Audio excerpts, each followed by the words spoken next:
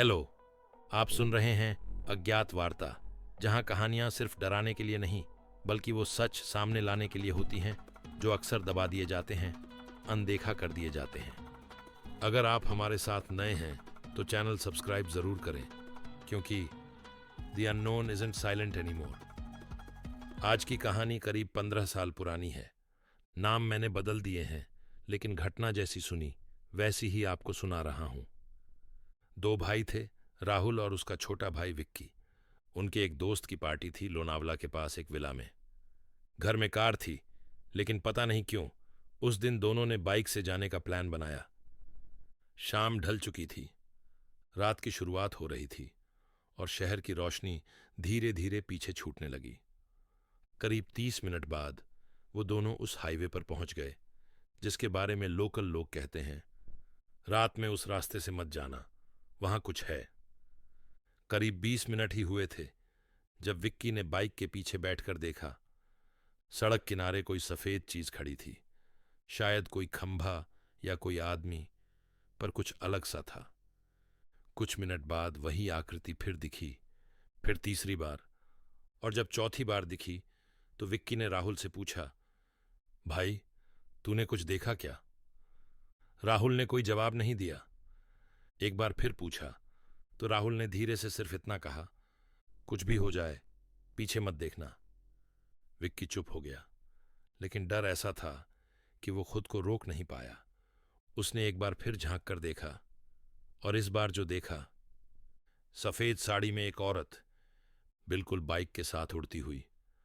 ना जमीन से टच, ना हवा का असर, और सबसे डरावनी बात, उसके पैर पीछे की तरफ मुड़े हुए थे, जिस्म आगे की तरफ, लेकिन पैर उल्टे। इंडियन फोकलोर में जिसे डायन कहते हैं, उसके पैरों की यही पहचान होती है।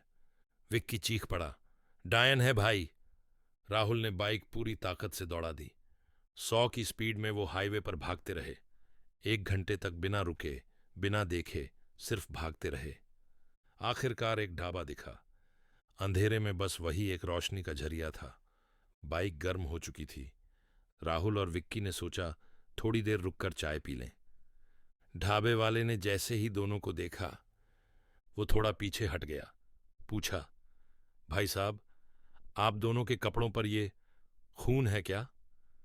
दोनों ने एक दूसरे की तरफ देखा और पाया कि उनके पूरे शरीर पर कोई लाल चिपचिपा खून जैसा तरल लगा हुआ था।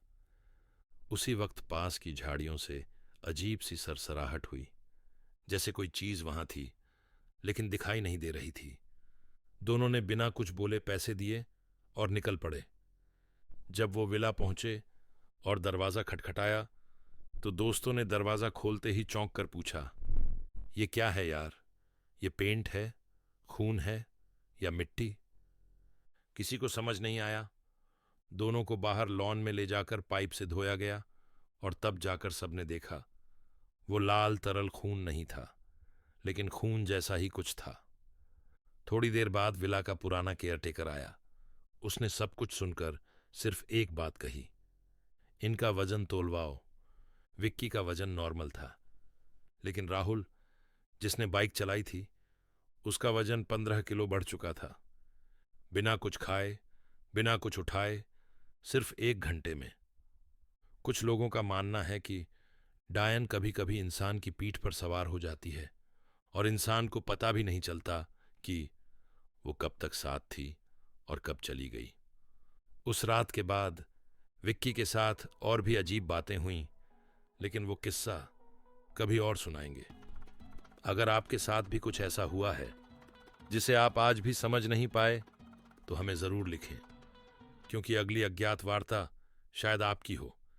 चैनल सब्सक्राइब करें, इस कहानी को शेयर करें और कमेंट में बताएं, क्या आपने कभी महसूस किया है कि आपके पीछे कोई था लेकिन पीछे कोई नहीं था?